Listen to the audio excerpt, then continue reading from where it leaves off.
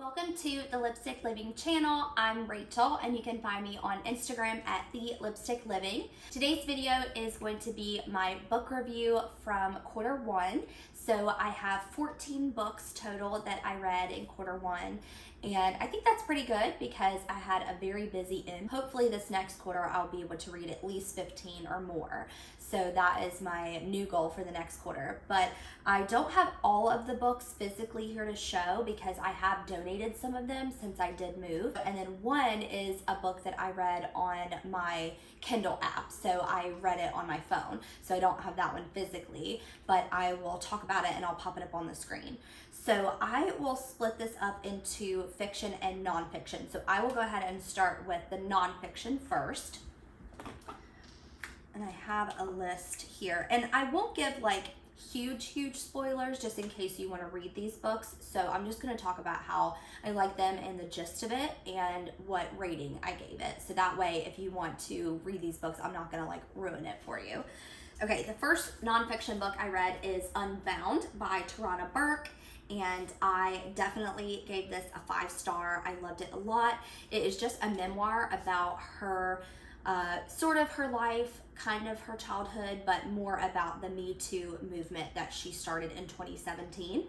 It was very informative about the movement and shed light on her past and what started it. There is a trigger warning for this book. She does talk about past SA, so if that is a trigger for you, definitely you could skip it easily because it's just one paragraph where she talks about her past trauma.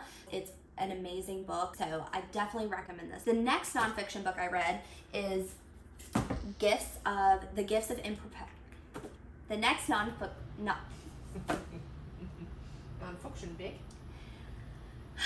The next nonfiction book I read is The Gifts of Imperfection by Brene Brown, and this one was also a 5-star. It was incredible. I loved it so much.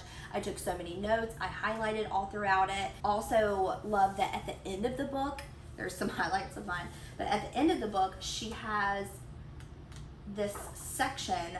It says, "Welcome to your integration index," and it basically has pages for you to write down notes and pages where you can write down the page numbers of where you've highlighted so that you can go to the back of this book and kind of see a theme of things like beautiful words, definitions,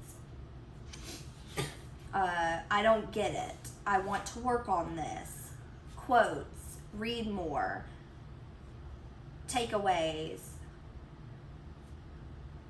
dig into research, you know, just things like that. And they're blank, so you can kind of make your own categories if you want, but she gives you some. And I just took the ones that she did. And she said that she does this for basically all of her nonfiction books that she reads. She gets a notepad out or like a notebook and makes an index for those so that she can write down page numbers, and that way she can just quickly go to the back, see, go to quotes. If she wants to look at quotes from that book that she really liked, she can go to that and see all the page numbers and quickly go find them. Because we highlight for different reasons. And I know a lot of people do different color highlights for different things, and that might be easier for you, and then you don't have to like actually make an index and write down the pages. But I thought this was a really good idea, and I thought it was very nice to have in the back of this book, and I got a lot out of this. It was a very easy read. I had a lot of takeaways and things that I now do with my thought process that I did not do before, and it's helped me work through boundaries as well. I think that she laid out how to say things to people so that you can set boundaries without being too abrupt or too rude to people or coming across as selfish. So it's very helpful. I would definitely recommend this book. And the next one I read was Big Magic. I read this one in January as well, and I read this for the second time. I read this first last January. It is by Elizabeth Gilbert, and I love her. I just love her as a person and an author. And this is about creative living beyond fear. So it's a very easy read, and there's a lot of great takeaways out of it. Basically, just she makes it known that you need to carve out time for creating. So whatever that means to you, if you're creating, if you're a photographer and you take pictures and you edit them, that is a form of creating. You're not creating anything with your hands physically, but it is a form of creating something. You're creating art. I think it's just a nice reminder to read at the beginning of the year, to set off your year with that creative mindset. And then going through the year, I think, oh, okay, I need to carve out some time to do my crafts, because I like creating things. I like creating physical things, drawing with my bullet journal and creating crafts. Reading this always inspires me to want to create things. So I think that if anything, at least it would inspire you to create something. And she gives you a lot of perspectives. Like, she interviewed a woman who was 80 and pursued her dream and spent 10 years of her life from 80 to 90 in Mesopotamia. Basically, the theme of that was just, or the lesson there was just, you're never too old to find a passion and to create things. So I think it was very inspiring, and that's why I decided to read it again, to set that intention for my year. I don't know if I'll read it a third time, but I like the idea of reading it every January, just to set my year off with that intention to create. Okay, I have a few quotes that I want to read from this book that I really love. These are my top favorite quotes of the book. So the first one is, you can live a long life making and doing really cool things the entire time. You might earn a living with your pursuits, or you might not, but you can recognize that this is not really the point. And at the end of your days, you can thank creativity for having blessed you with a charmed, interesting, passionate existence. And then, it's okay if your work is fun for you, is what I'm saying. It's also okay if your work is healing for you, or fascinating for you, or redemptive for you, or if it's maybe just a hobby that keeps you from going crazy. It's even okay if your work is totally frivolous. That's allowed. It's all allowed. And then my last favorite one is, everything sucks some of the time. You just have to decide what sort of suckage you're willing to deal with. And I really like that one, especially just about like your job. If you think about what kind of, I heard on a podcast one time, this woman saying that she had heard from someone, what kind of shit sandwich do you want? And basically it's like, all jobs are a shit sandwich. There's just different kinds. So it's like, which one are you willing to deal with? Because no job is perfect, and at every job you're gonna dislike something about it. So you kind of just have to pick the best one that works for you out of all of those. So that really resonated with me, and I don't really love my job that I do, but I think I do it well and it pays well, so I am okay with it. And so that's kind of my shit sandwich.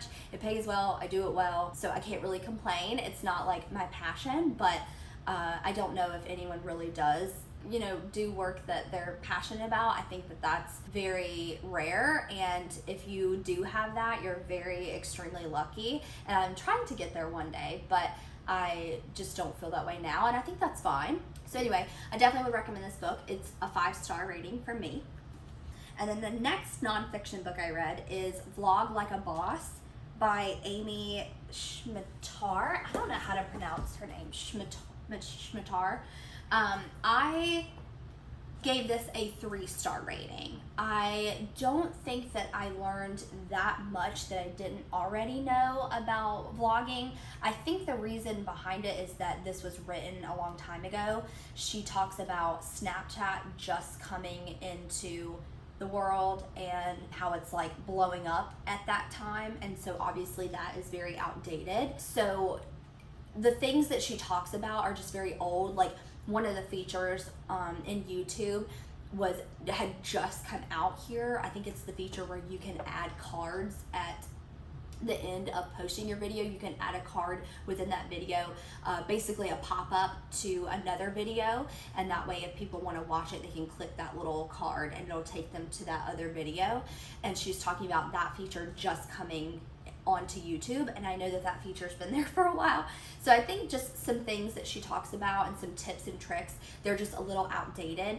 And with social media, things change exponentially, and so it's just not really helping me in the now. I think I would benefit more from reading a current book or watching a YouTube channel that's dedicated to vlogging or video logging, whatever. So I didn't hate it, but I just didn't learn that much from it. I didn't get that many tips from it. Another thing is, I thought this was going to be specific to actual vlogs, like doing like a day in the life video or a week in the life video or Vlogmas, things like that, where you're vlogging parts of your life, not so much as creating videos. And this book, she specifically is talking about creating videos where maybe you sit down and just talk the whole time. So I think that was what I was going in looking for tips and tricks about actual vlogging, whereas she talks about vlogging as just video logging, just making videos, so any type of video. That is my spiel on that. So I probably wouldn't recommend this book. Another nonfiction book I read is Find Your Unicorn Space by Eve Rodsky. I gave this a 5-star. I definitely would recommend this to people. I think it's a very good self-development book. I think there's a lot of good tips and tricks in here. I will say you probably could skip the first 50 pages. It basically just talks about why you need unicorn space. I kind of already know that. I was just mainly wanting to get to the bulk of it, the main part of how to schedule that into your day when you have a very busy life. Definitely would recommend this though, definitely 5-star. And then my last nonfiction book is called Decluttering at the Speed of Life by Dana K. White. And this is the book that I read on Kindle. So we have a Kindle subscription. I think it's like $10 a month, and basically you can have a bunch of free, there's a bunch of books on there that are free, and then there's some books that you can get for a discounted rate. So I saw that that book was on Kindle, and so I was like, okay, I don't even have to pay for it because I already have the subscription. So I just read it on my phone and I enjoyed it. I think there were a few tips and things about decluttering that I didn't know. And also my mindset about decluttering was a little skewed. I kind of always thought decluttering was organizing, but she really explains how different they are and how decluttering is literally what it sounds. It's just throwing out things or donating things that you are not using. So even if you went through your entire medicine cabinet and you threw out things that were expired, that's not technically organizing. You're not organizing the medicine into allergy, pain relieving, things like that. You're not organizing, you're just decluttering. And I know that sounds really simple and very like duh, but I just thought of decluttering as such a bigger project. And when you think about it as just getting out what you do not use, either throwing it away or donating it, it seems way easier to tackle. So I did like that. She helped with my mindset on it, and then she gave some tips on how to declutter. So I definitely would recommend that book, especially if you're trying to declutter your house, because she breaks it down for you. That was a really great book. I gave it a 5-star rating. Okay, so now let's move on to my fiction books. So the first one I read is Wish You Were Here by Jodi Picoult. Or Picoult, I think it's Picoult, but it is about COVID. So it's about this woman who is engaged to this man who's a doctor, and they have a vacation set for, I think, March of 2020, and they were gonna go to the Galapagos Islands for 2 weeks. And then COVID hit and he needed to stay behind and help because they are in New York. And so he was at a big hospital in New York and they needed all hands on deck. And so he was like, you just go on the trip and I'll stay. It was kind of like just at the beginning stages where she was like, oh, it's just a virus. It'll end in like a month or so. We all kind of were like, oh, this is going to end in a few weeks or a few months. But anyway, so she goes on the trip and gets stuck there because the whole island shuts down, and ends up staying there for, I think, 3 months or something. But there is a huge twist in the middle of it, and I won't give it away, but it is amazing. I was not expecting it at all. I love Jodi Picoult so much. She's an amazing author. I love her writing style, and she puts a ton of research into her books. So any topic that she has in there, you really truly feel like she is an expert on it. Like you felt like she was a doctor and knew all of this stuff, because it goes back and forth of what is going on in New York with her fiance and also what's going on with her on the island. I loved the ending. I love this so much. It was very interesting, and it was definitely a page turner. So I gave this 5 stars for sure. I would definitely recommend. And then the next book I read, I gave to my coworker Gina so that she could read it, is The Invisible Life of Addie LaRue by V.E. Schwab. I gave this book a 5-star rating as well. I really enjoyed it. I loved that basically all the characters were bi, and I loved the concept of it. So the main character, it starts out in the late 1600s, and the main character is in France, I believe. Yes, she's French.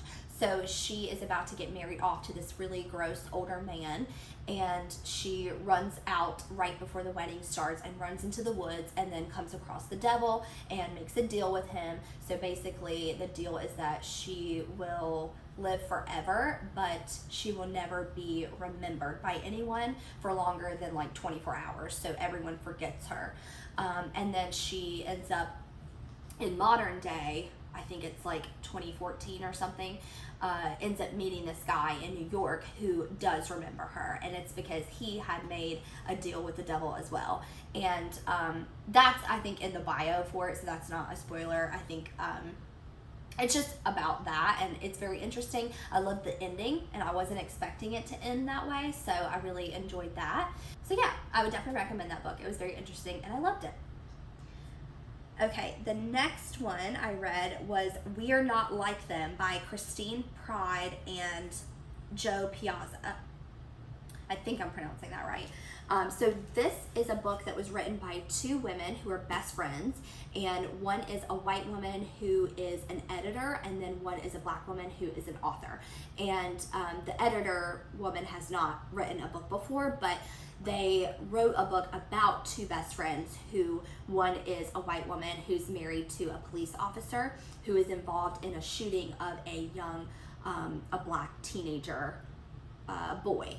And the black woman who is her best friend is a reporter, and she's reporting on this case.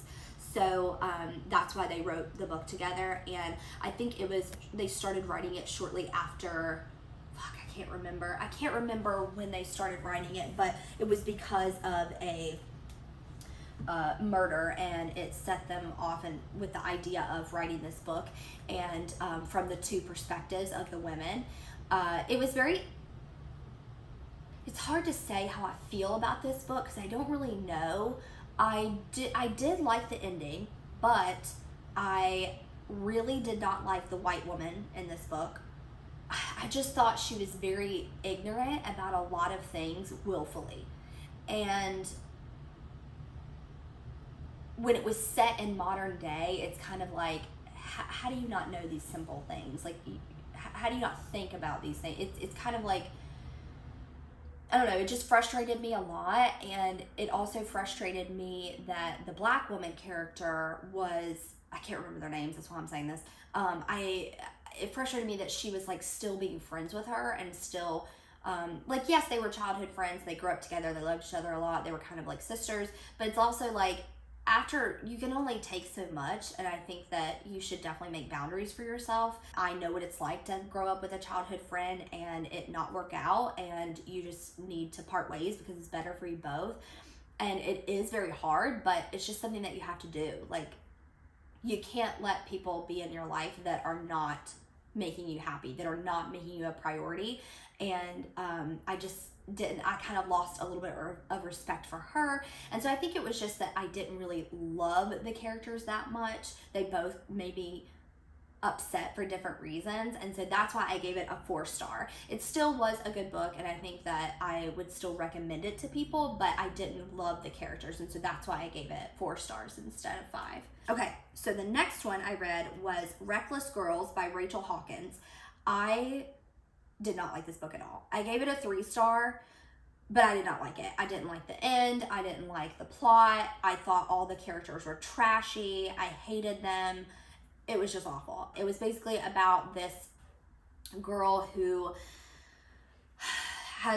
so her and her boyfriend has a boat, and they had planned on quitting their jobs. I think she was a waitress and he was something else, and they had planned on quitting their jobs and sailing the ocean for like some time, like a couple months or something. And then he is at the dock one day tending to his boat because it needed a big repair.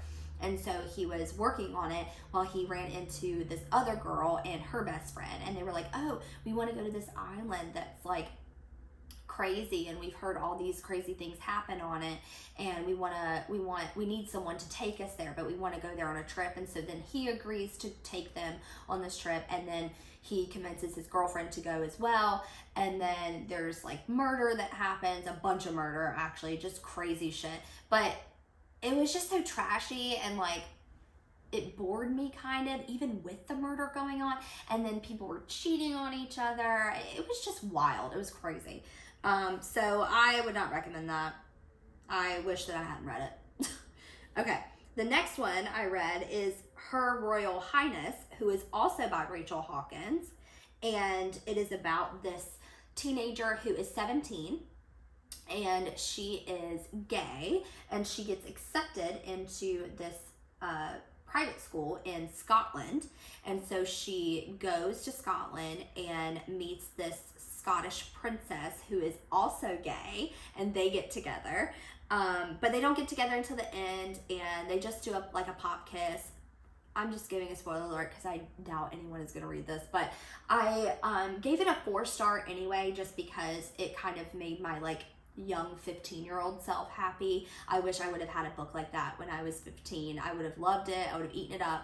But I just didn't have that content growing up, and so it was nice as an adult to finally get that, but just a little late. So then the next one I read was Greenwich Park by Catherine Faulkner, and I also didn't really like this book. The main character is a pregnant woman who has had prior miscarriages, so trigger warning for that, and she is living in this really beautiful house that her parents had. So her dad was a famous architect, and he created this house that's very interesting. It's really cool, and it was like featured in all these magazines and stuff. And so that's how they were able to live in this like really nice fancy house. And she has taken leave from work until she has her baby. And so she's not really doing much, and she suspects that her husband, or not her husband, excuse me. She suspects that her brother is cheating on her sister-in-law, who is really close with her. They all went to college together. They're all around the same age. They're all like best friends, and they hang out a lot. And she suspects that, and then it's about her meeting this other character who's also pregnant at this birthing class that she goes to. And the other character she meets, her name is Rachel, and she is batshit crazy. Like, smokes, drinks, and she's pregnant, and like does all this crazy stuff. There's a murder that happens, and then I won't say who was murdered, but there's a murder that happens, and then they have to figure out like what's going on with it, and then everyone's kind of a suspect, all the main characters, and it's twisty, but something was missing about it. I did like how it ended ultimately, because it ends with you thinking that, I can't say that. I'll say that I like how it ended, but I didn't love all the characters, and I think that's why I rated it a 4-star, because I know this is controversial, but I just don't really want to hear about pregnancy or people that are going through it or have had miscarriages. It's just depressing and nasty. A lot of it's really gross, like very detailed about going through their pregnancy, and it's just not something that interests me at all. Like, I have no interest in being pregnant right now or in the near future, and so it's just not a topic that I want to really read about. So that's another reason why it wasn't like my favorite thing, but I will say it was interesting, and I did like how it ended. So I gave it 4 stars. The next fiction book I read is Homegoing by Ya Gassi, I think is how you say her name. I would recommend this book, and I did rate it a 5-star.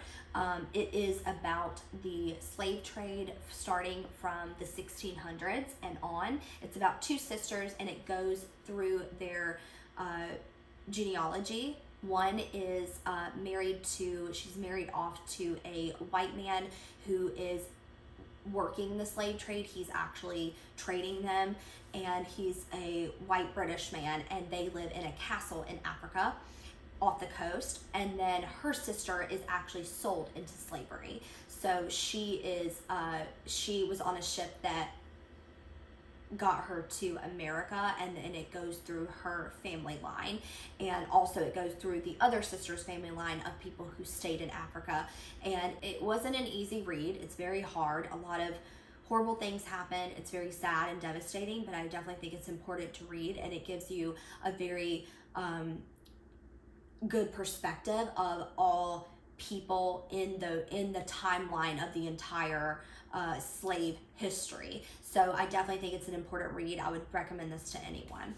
Okay, and then the last fiction book I read is Black Cake by Charmaine Wilkerson, and I did really like this book. I rated it a 4.5 star because I didn't love the characters, and I think I'm finding that that's a theme of mine. If I don't love the main characters, I'm not gonna rate the book 5 star, because I want to feel like that that I either am living through them or that they're like my best friend or something. And so when I don't really love the characters, I rate a book a little bit lower. And it's not that I hated these characters, I just don't think we would be like best friends. It's about a brother and sister who find out that their mom was basically lived a double life. She passes away in the very beginning and then leaves them an 8-hour voice recording and a black cake in the freezer.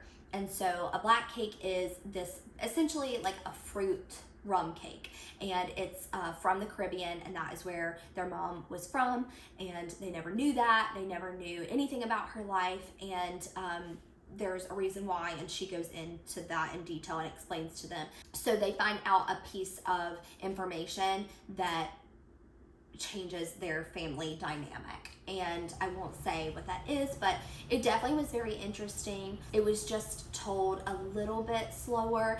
I liked that it had like a food aspect to it. There was like talk about the black cake in detail and how it's made, and other island food, and I loved the scenery of the island and the swimming. I loved like the depictions of that. It was like a beautiful scenery, but there was a lot of hard things. There's definitely trigger warnings. You would want to look those up for this book. It is sad, but it's a very good book. I would still recommend it to anyone. It's very interesting.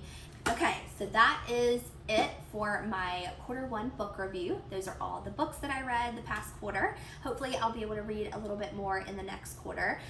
If you have any thoughts about these books, or if you have any book recommendations, please leave them in the comments below. Make sure to like this video before you go, and subscribe to my channel if you haven't already. Thank you so much for watching, and I will see you in the next one. Bye!